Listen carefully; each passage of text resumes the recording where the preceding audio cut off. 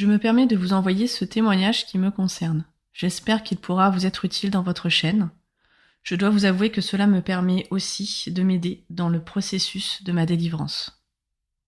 Dans un premier temps, je souhaitais vous dire que votre chaîne Occultisme d'Angers m'aide beaucoup dans la compréhension de mon histoire. Je vous remercie très sincèrement de tous les témoignages que l'on peut y trouver, ainsi que les PDF qui sont très utiles quand on a fréquenté le milieu de l'occultisme sans le savoir. Je me retrouve beaucoup dans les témoignages d'anciens thérapeutes qui travaillent en lien avec l'occulte, et c'est pour cela que j'ai décidé aujourd'hui de vous faire parvenir le mien.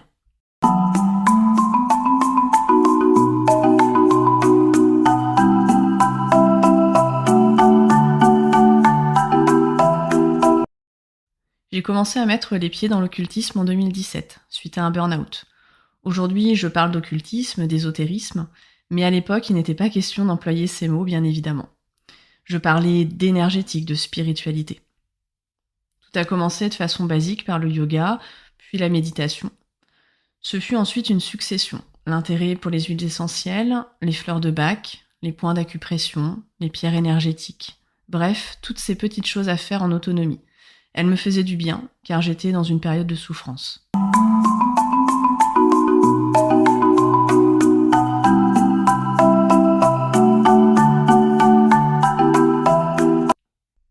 Puis par la suite, quelques années après, et c'est là où les choses ont commencé à se compliquer, je me suis initiée au premier degré de Reiki. Des choses un petit peu particulières se produisaient, notamment cette attirance pour le milieu invisible. Puis 2 ans plus tard, je me suis initiée au 2e et au 3e degré de Reiki, à intervalles approchés. D'ailleurs, je ne jurais que par cela, que par l'énergie.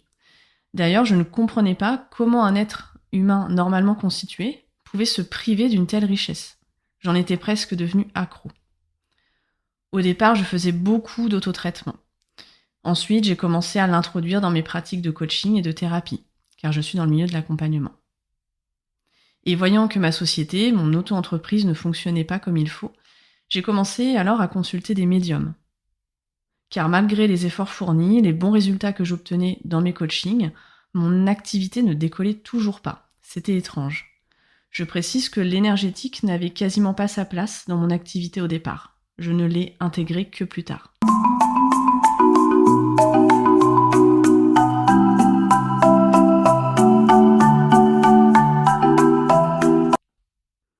Alors j'ai commencé à consulter des voyantes, médiums. J'ai consulté ainsi 9 médiums entre 2021 et 2023, tellement j'étais perdue entre ce que l'on m'annonçait et la réalité. Dans les médiums, tous les médiums allaient dans le même sens. Elles me disaient qu'il fallait que j'accepte mes capacités, que je les développe plus, que j'en fasse bénéficier mes clientes, que j'allais vivre très confortablement de ma société, que j'allais même être riche, que c'était même un devoir, avec les capacités comme les miennes, de les mettre au service du collectif. La réussite ne pointant toujours pas le bout de son nez, je continuais à aller voir des médiums, à droite, à gauche. Mais surtout, je continuais à m'initier à plein d'autres soins que le Reiki, que j'avais d'ailleurs mis un peu de côté, parce que quelque chose coinçait dans cette pratique. Bien évidemment, aujourd'hui, j'ai compris pourquoi.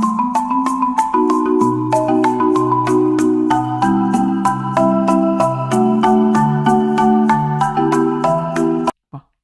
Puis, je me suis initiée aux soins Isis, puis aux soins Thoth, des soins concernant le féminin sacré, qui s'appelle d'ailleurs le soin des mères sacrées, sans trop savoir vraiment ce que l'on reçoit comme initiation d'ailleurs. Ce sont, comme ils disent dans le jargon, des codes de lumière. Je me suis aussi initiée à tout ce qui était énergie des dragons, puis les soins de l'âme, etc., etc. Je n'en avais jamais assez.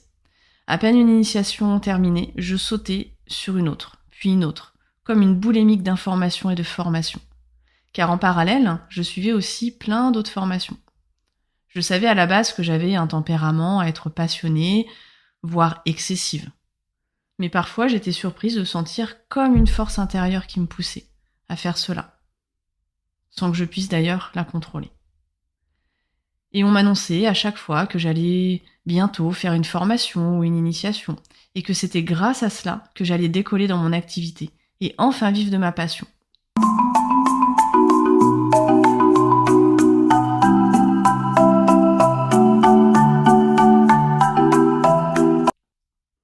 Alors j'investissais encore et encore. En tout, 25 000 € de dépenses dans des formations, des initiations, des accompagnements pour développer mon activité. Je faisais aussi beaucoup de soins sur moi, car à chaque fois, on me trouvait des blocages dans mes vies antérieures, dans le transgénérationnel, dans mes chakras. Puisque je ne trouvais toujours quelque chose à travailler sur moi, je faisais aussi appel à des énergéticiennes. J'étais toujours en quête de mieux, sans savoir exactement ce que je faisais, comme s'il y avait un voile devant mes yeux et qu'on me poussait à le faire. Alors je faisais confiance, comme on dit dans le jargon occulte, faire confiance à la source, à l'univers, au guide, parce que je savais que la réussite allait venir. Donc ce n'était pas grave si je dépensais des sommes astronomiques dans mes formations, puisque de toute façon, on me prévoyait, on me prédisait que l'argent ne serait plus un problème pour moi, que la réussite était imminente, que l'argent coulerait à flot pour moi. Alors pourquoi faire attention après tout? Et je suis devenue également accro au tirage de cartes. Je regardais beaucoup de tirages de cartes, généralement sur YouTube. J'en faisais moi-même sur moi également. Et j'allais voir aussi des cartomanciennes. Alors jusqu'à présent, rien de bien particulier par rapport aux autres témoignages que vous recevez. Mais là où vient une particularité, que l'on ne voit pas beaucoup en témoignage sur les réseaux pour le moment, je suis entrée dans un concept en 2022 qui s'appelle les flammes jumelles. Et là, ça a été la descente aux enfers pour moi.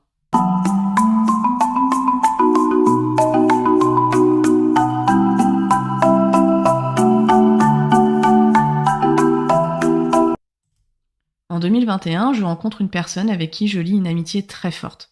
Cette personne est elle-même médium. Elle m'apprend d'ailleurs à canaliser avec mes guides. Tout se passe bien, jusqu'au moment où, 1 an après, cette personne reçoit de ses soi-disant guides l'information qu'elle doit prendre des distances avec moi, sans aucune raison apparente. Alors je la fais courte parce qu'il y a plein de subtilités, chaque histoire ayant au minimum 2 versions, et ne pouvant apporter que la mienne, certains points ne seront pas abordés dans mon témoignage. Dans le jargon énergétique et spirituel, on parle beaucoup de guides spirituels qui ne sont qu'amour et lumière. Une belle formule alléchante pour se camoufler derrière un voile, mais la réalité est tout autre. Quand cette personne m'a indiqué, mes guides m'ont dit qu'il fallait que je coupe toute relation avec toi, je le redis sans raison aucune, car la veille, tout allait bien.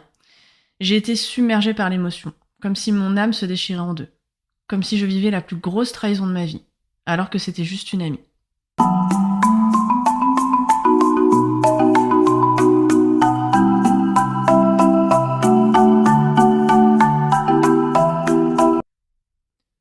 J'avais une voix dans ma tête qui me disait que c'était faux, que ce n'était pas ses guides qui lui parlaient, mais des démons.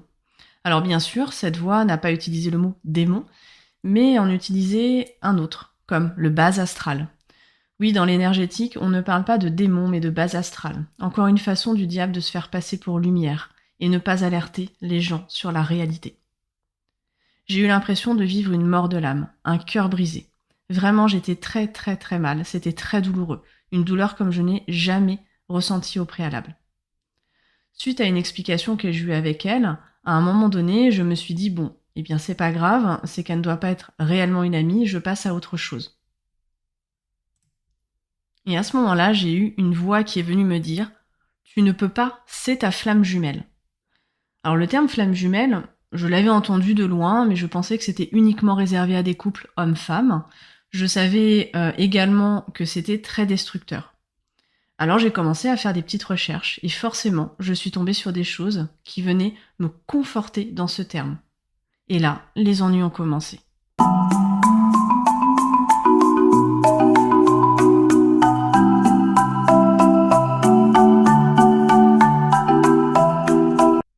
Alors dans un premier temps, dans ce concept, on doit tout accepter de l'autre, même si la personne nous humilie.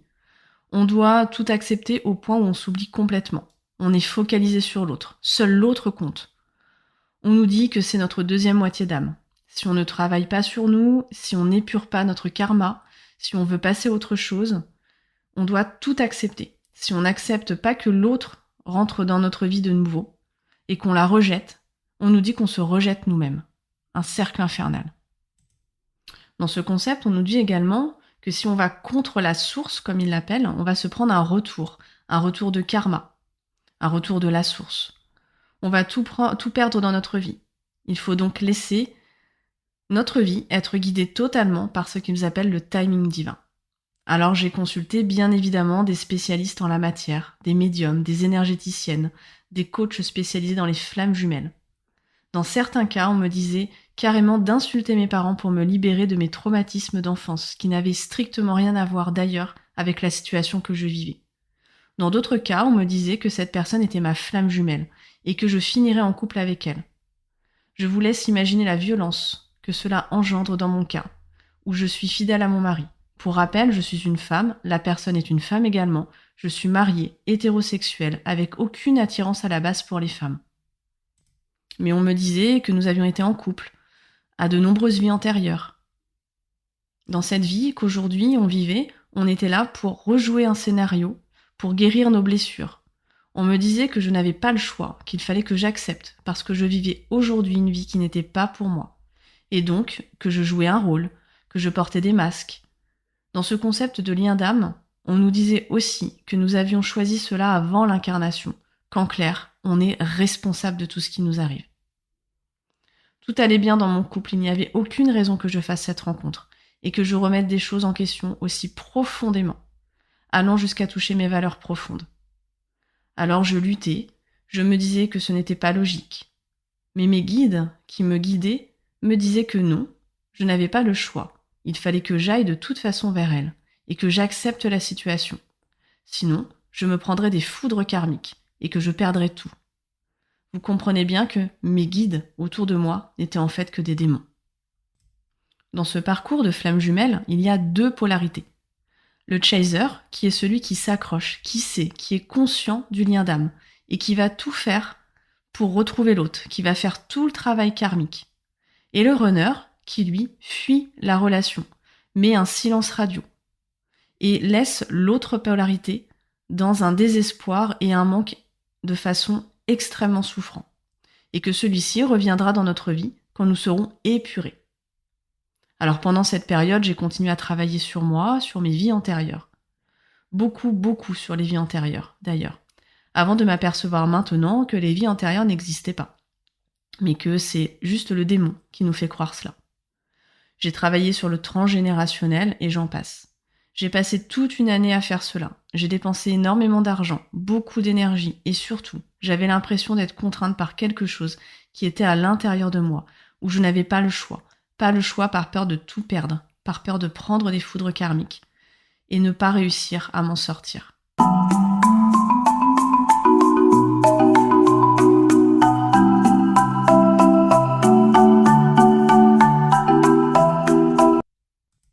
Et puis un jour, je me suis réveillée. J'ai commencé à rechercher sur l'envers du décor, en me disant « Et si les flammes jumelles, c'était faux ?» J'ai trouvé très peu d'articles sur les flammes jumelles, sur le côté occultisme. Je trouvais énormément de témoignages, il y a énormément de vidéos et de podcasts sur les flammes jumelles, mais très peu sur le côté occulte. Vraiment très peu. Je me suis vite aperçue que le concept des flammes jumelles était un concept purement New Age, de base luciférienne, sorti notamment de la théosophe Helena Blavatsky. En clair, les flammes jumelles appartiennent au courant satanique.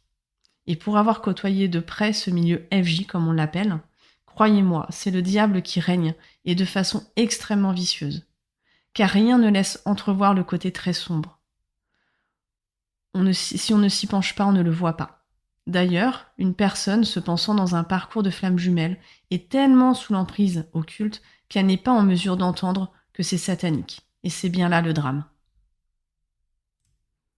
On me disait lors de guidance que si tout était bloqué dans ma vie, mes finances, ma société, c'est parce que je devais encore épurer, encore et encore. Et que tout se débloquerait quand cette personne conscientiserait qu'elle est ma flamme jumelle et que elle reviendra vers moi pour qu'on puisse faire ce qu'ils appellent la mission commune. Mais vu que je bloque et que je n'accepte pas la situation, c'est moi qui est responsable de mon échec. J'étais vraiment dans une jolie spirale infernale. Pendant toute cette année, j'ai reçu énormément d'attaques la nuit et le jour. Des attaques physiques, mais aussi des attaques sur le psychique. À ne plus pouvoir oublier cette personne, à jongler entre le pardon et la rancœur, sans cesse. Quand je pardonnais, je culpabilisais. Et quand je me détachais, on me ramenait ce lien. Impossible de partir. Lorsqu'on est dans l'énergétique, on reçoit beaucoup de soins et on a tendance à faire des échanges de soins énergétiques. Clairement, ça n'a fait que nourrir les démons qui étaient autour de moi. Au point où un jour, je suis même tombée dans les pommes. J'ai carrément perdu connaissance. Et là, j'ai eu cette révélation quelques jours plus tard. Alors que je conduisais mon fils au collège, j'avais des ombres qui étaient autour de moi, qui me répétaient sans cesse: on va te faire tomber, on va te faire tomber, on est là pour te faire tomber, et te faire échouer dans ta société et dans ta vie.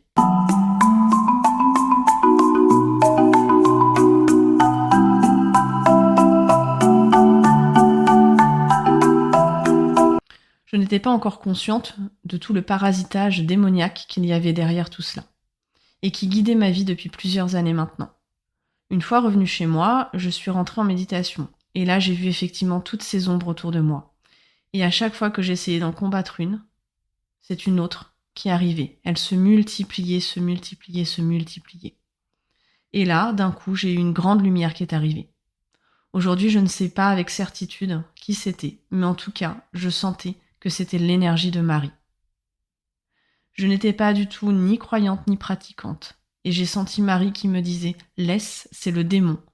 Ce n'est pas à toi de régler ça, on s'en occupe. Au départ, je n'ai pas compris. Et puis j'en ai parlé à une amie qui venait de se convertir quelques mois au préalable, et elle m'a donné les coordonnées d'un prêtre. Elle trouvait que tout ce que je vivais n'était pas normal, qu'il y avait des choses certainement en sommeil, qu'il fallait voir avec l'Église directement. Alors au départ, j'étais un peu réticente parce que je me suis dit: il va falloir que j'explique toutes les pratiques que j'ai faites, on va vraiment me prendre pour une perchée.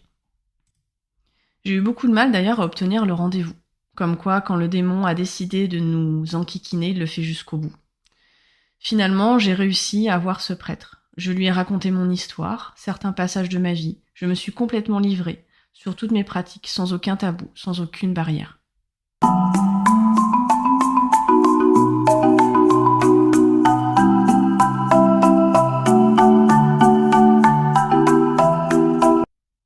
Effectivement, je n'avais pas pris la mesure. Je n'avais pas vu qu'en m'initiant au Reiki quelques années avant, j'allais tout simplement donner l'accord au démon de faire ce qu'il voulait. Et à chaque initiation que je faisais, cela faisait grandir leur emprise. Alors bien évidemment, tous les soins que j'ai pu faire aux gens et les passages d'âme, je me prenais également les esprits démoniaques qui tournaient autour. Ma maison était infestée au point où mon réseau électrique sautait régulièrement sans aucune raison. Mon chien, parfois le soir, se mettait à grogner, comme s'il y avait quelqu'un, alors qu'il n'y avait personne. Je me prenais régulièrement des attaques la nuit. Ma fille entendait des voix, mon fils avait du mal à dormir et sentait, dans son sommeil, qu'on lui serrait la gorge. Seul mon mari n'était pas impacté. Tout ça pour dire que lorsque l'on touche à ces soins-là, on ne sait pas ce que l'on réveille. On ne sait pas ce que réveille également l'énergie du Reiki, mais également les soins Isis, les soins dragoniques, le magnétisme, tout ce que l'on a pu pratiquer. Et j'en oublie clairement énormément parce que sinon mon témoignage serait un mini-livre. C'est surtout sur le concept des flammes jumelles que je souhaitais témoigner, car c'est un concept qui est de plus en plus répandu. Des milliers de personnes sont persuadées d'être dans un lien de flammes jumelles avec quelqu'un. Non seulement c'est un lien avec une relation tout simplement toxique, mais il y a un aspect spirituel très très réel dedans, avec des échanges d'énergie et des esprits démoniaques que l'on appelle. Je pense que le Reiki a été l'une des portes d'entrée. Mais également, il y a le fait que je suis hypersensible. Il y a certainement eu aussi des compromissions familiales en parallèle. Je pense que tous les soins que j'ai faits, que j'ai reçus, toutes les initiations et ce concept de flamme jumelle n'ont été que des catalyseurs. Ils n'ont fait qu'élargir la brèche pour augmenter l'accès aux démons.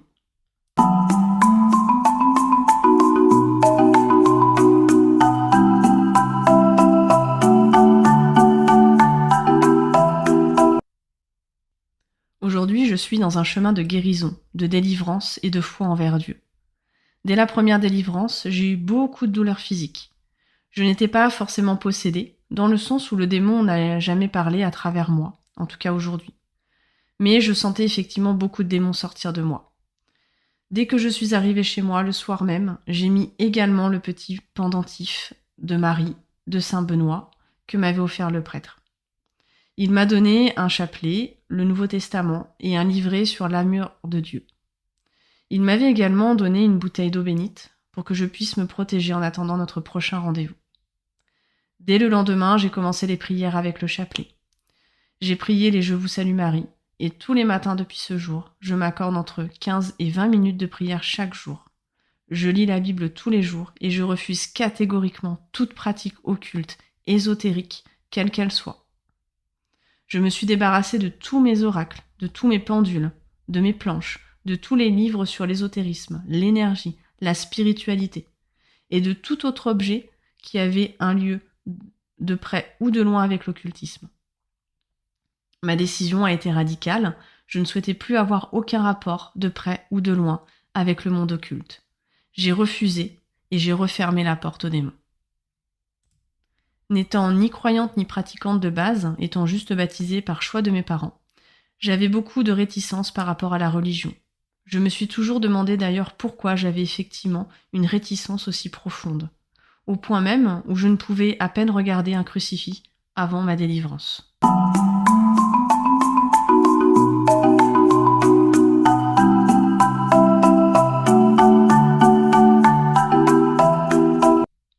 Aujourd'hui, je souhaite commencer une vie de foi envers Jésus, car c'est lui qui m'a sauvée.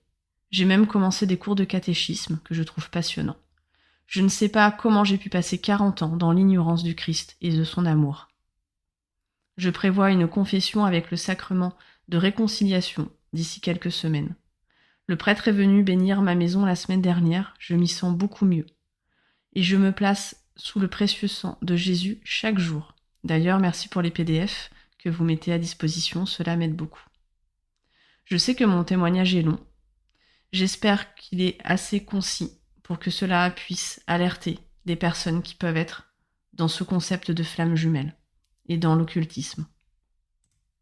Mais c'est surtout sur les flammes jumelles que je souhaitais témoigner, car c'est vraiment un concept extrêmement dangereux auquel malheureusement beaucoup de personnes s'ouvrent, et surtout des femmes, sans se rendre compte que derrière il y a le diable. Le diable vous amène la copie conforme de la personne dont vous avez besoin dans votre vie pour mieux vous blesser et vous détruire. Et pour faire entrer de nouveaux démons par ce concept de flamme jumelle. Et quand vous arrivez dans ce concept, vous êtes prêt à tout accepter pour que l'autre revienne dans votre vie. Aujourd'hui, j'ai la sensation d'avoir perdu énormément de choses. J'ai quitté un travail, certes, il me faisait souffrir parce que j'avais fait un burn-out, mais pour monter ma société d'accompagnement de personnes, je voulais à la base juste aider les gens, et je ne pensais pas m'enfoncer ensuite dans de telles compromissions occultes. J'ai la sensation d'avoir peut-être fait de mauvaises rencontres, que je n'aurais pas faites si je n'avais pas été dans ces concepts-là. Aujourd'hui, le constat est amer parce que ma société ne fonctionne pas. Tout simplement parce que mes soi-disant guides qui me disaient de mettre ceci ou cela en place n'étaient en réalité que des démons qui jouaient avec moi. Ils savent tout sur moi, dans le moindre détail. Alors vie antérieure, épuration karmique, lien de flamme jumelle, la source, les guides de lumière, etc. Alerte rouge lorsque vous entendez ces termes, c'est tout sauf lumineux. J'espère que mon témoignage sera utile. Cela m'aide également dans mon processus de délivrance, de pouvoir laisser une trace quelque part de mon vécu. C'est en écoutant tous les témoignages sur YouTube notamment que cela m'a aidé à prendre conscience dans quoi je m'étais aventurée pendant toutes ces années. Je termine juste sur un point essentiel également. Je suis maman de 2 enfants. Je crois comprendre que j'ai entraîné dans ma chute mon foyer, car mes enfants voulaient s'initier au Reiki. Heureusement, Dieu merci, ça n'a jamais pu se faire. Et je comprends maintenant que nous avons été sauvés par Jésus.